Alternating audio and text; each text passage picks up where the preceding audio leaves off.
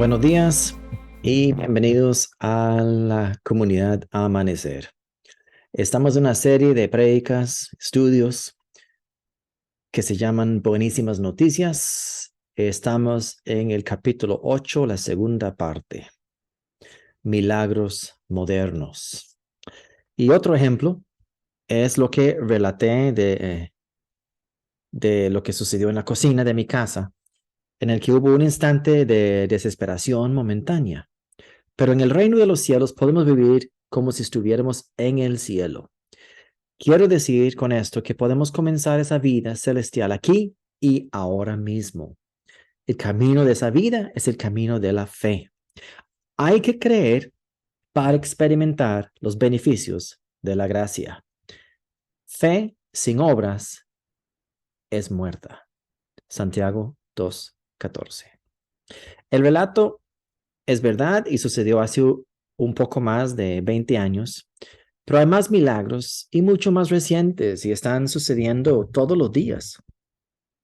Yo solo puedo contar los testimonios míos, los de mi familia y los de algunos hermanos de nuestra congregación que me han autorizado a compartir con ustedes en este libro.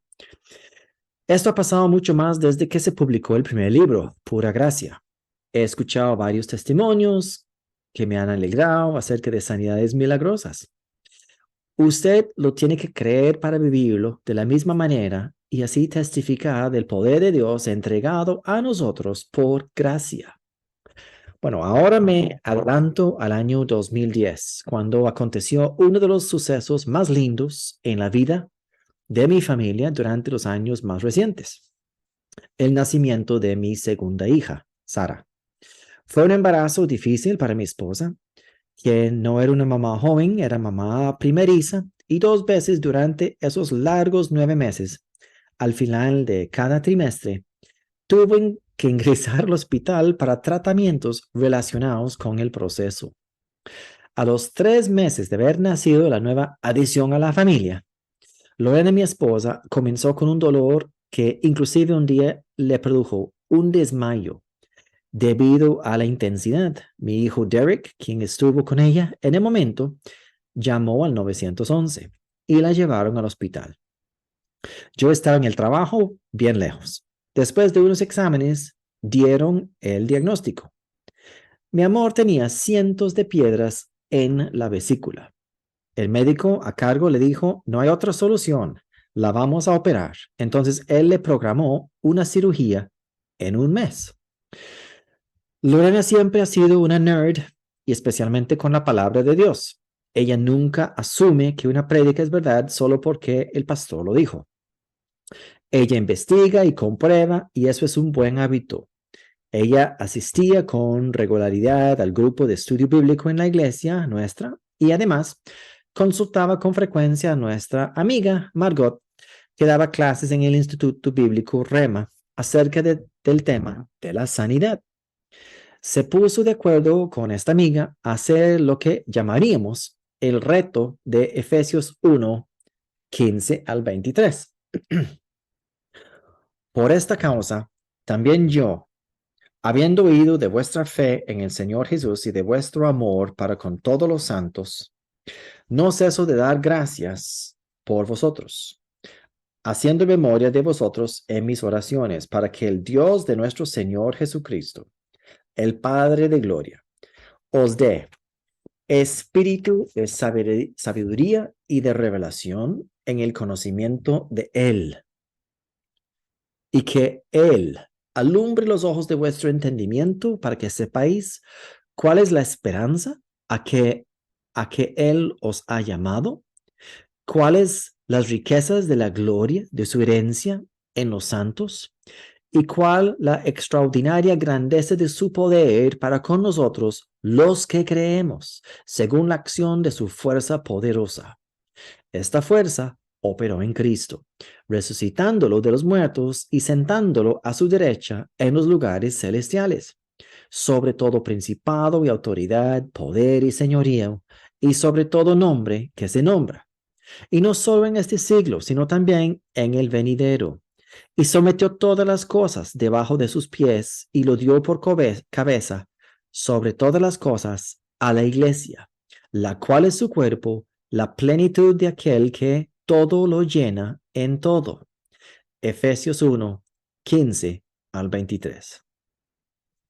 El reto consistía en leer y meditar este texto preciso y precioso del libro de Efesios todos los días, por lo menos una vez.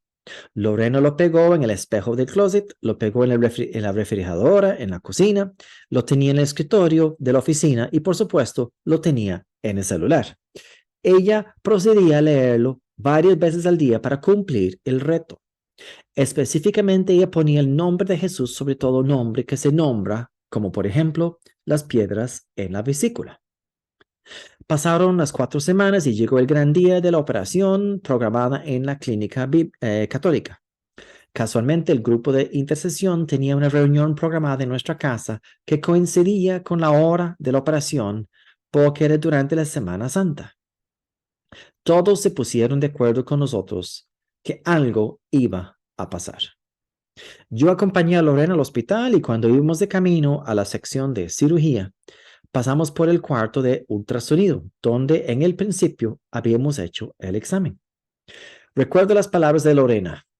De ahí, ya que estamos aquí, ¿qué importa pagar un examen de ultrasonido comparado con el costo de una operación de millones? Pues, ¿cuál argumento podía dar yo en contra de esa lógica en ese preciso momento? Absolutamente ninguno. Le dijimos a la doctora de ultrasonido que por favor le hiciera el examen de nuevo en ese mismo instante, ya que la vimos con un poco de tiempo y sin pacientes. Ella cumplió con el procedimiento y esperamos un rato, que parecía horas, pero realmente fueron unos minutos para el resultado. Ella nos llamó a su consultorio sin saber de la condición que se suponía que tenía mi esposa. Nos dijo lo siguiente: yo le hice el ultrasonido y su vesícula está limpia, no tiene nada.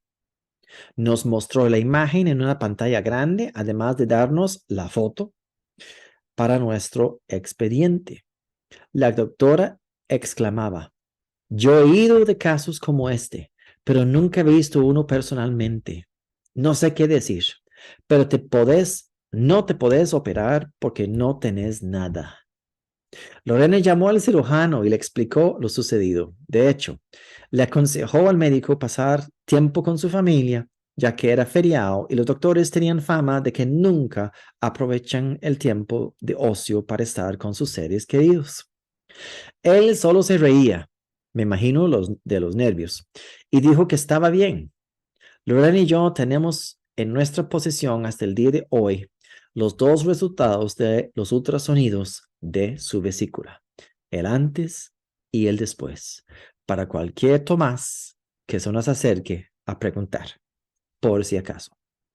Si examinamos el ministerio de Jesús, vamos a ver que Él sanaba a todos los que querían y creían en Él. La palabra registra únicamente en el Evangelio de Marcos que Jesús hizo muy pocas proezas en su pueblo natal de Nazaret y aclara el por qué.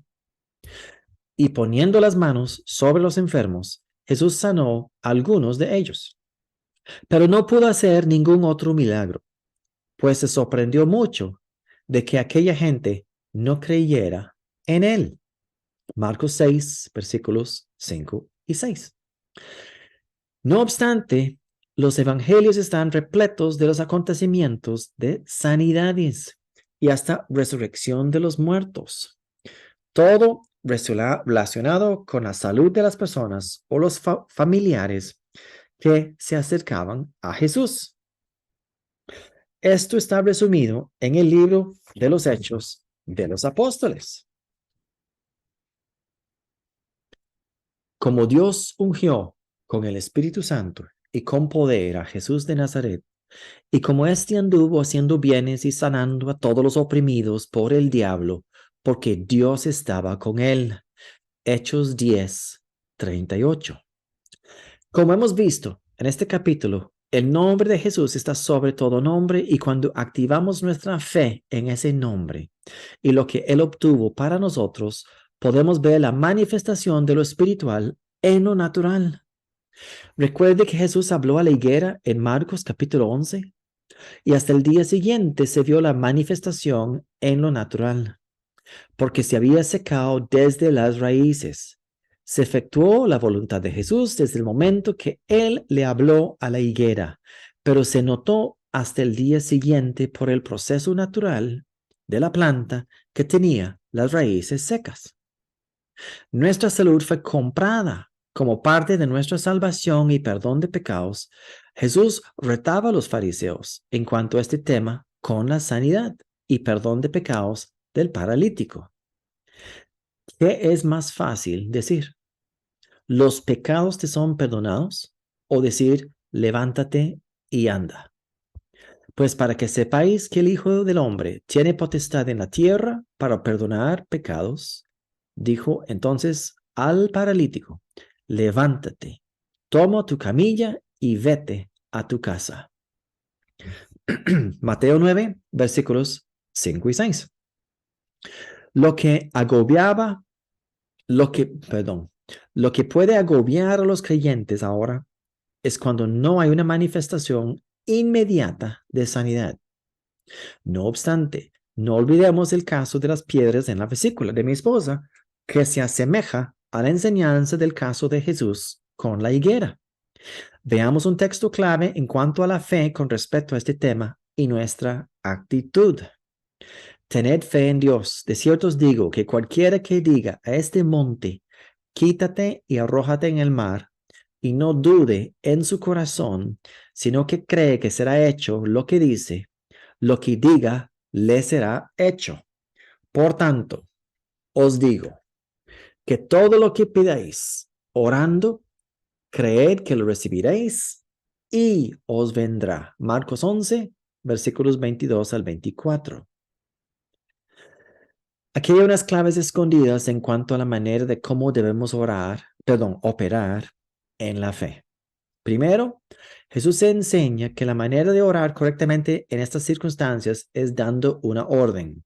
No es pidiendo a Dios que tenga misericordia de nosotros, porque ya lo tuvo. El sacrificio de Jesús fue suficiente. En segundo lugar, la posición nuestra como creyente es sencilla, no dudar. No podemos declarar que somos sanos en el momento de orar y los 5 minutos estar quejándonos de nuevo del dolor.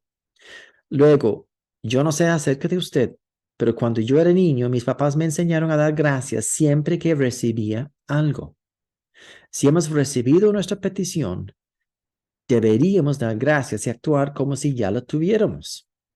De otra manera, no la hemos recibido.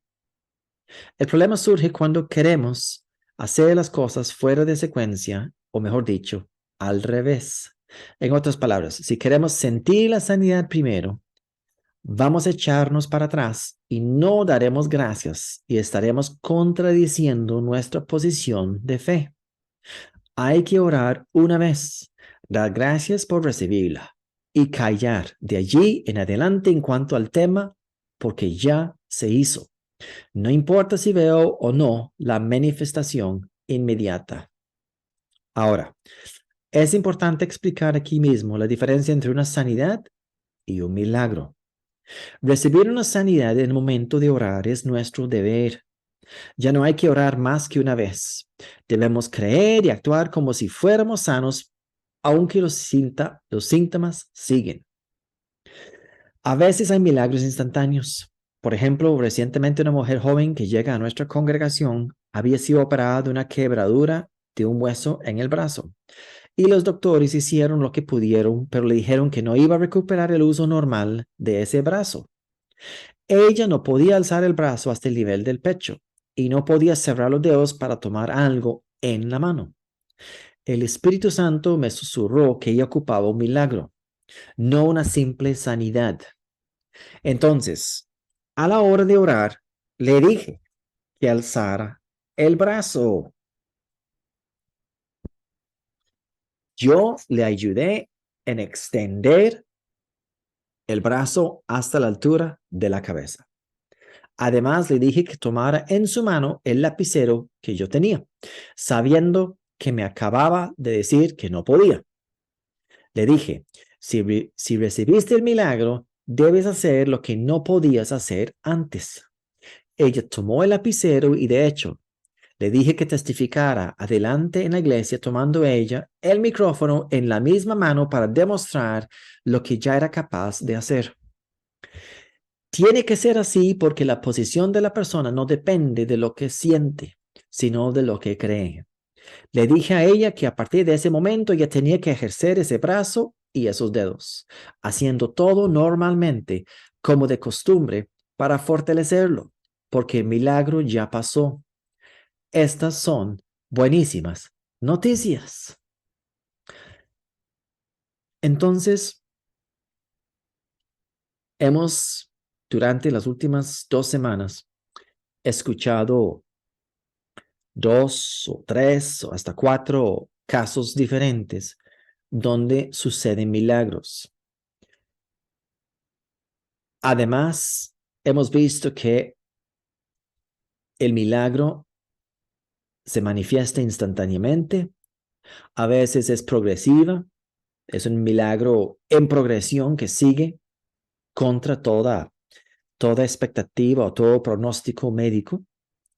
Y también hemos visto que Jesús nos ha dado la autoridad a declarar sobre nuestras vidas y esperar que se cumpla su palabra en nosotros, creyendo la palabra y no creyendo en las síntomas o los 5 sentidos sobre nuestro cuerpo, principalmente, además en otras circunstancias, por supuesto, no solo en la salud.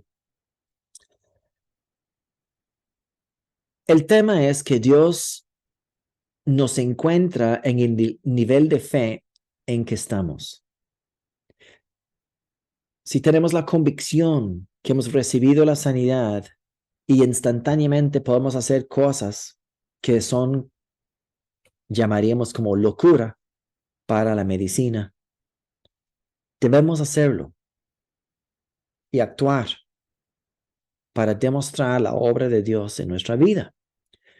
A veces es progresiva, como el ejemplo de cuando Jesús habló a la higuera y se secó durante la noche, el día siguiente ya se había manifestado que se secó desde la raíz. Eso yo llamaría como una sanidad progresiva o milagrosa, pero progresiva. También hay sanidades que duran más tiempo, que tal vez han sido crónicas desde hace mucho tiempo, y es un cambio de conducta, un cambio de mentalidad, cambio de confesión, y vemos de pronto que días, semanas, inclusive meses después, se manifiesta la sanidad y ni nos dimos cuenta que ya somos sanos. Dios actúa sobre su palabra, Él responde a su palabra, Él es fiel a su palabra, pero la palabra hablada y la palabra creída.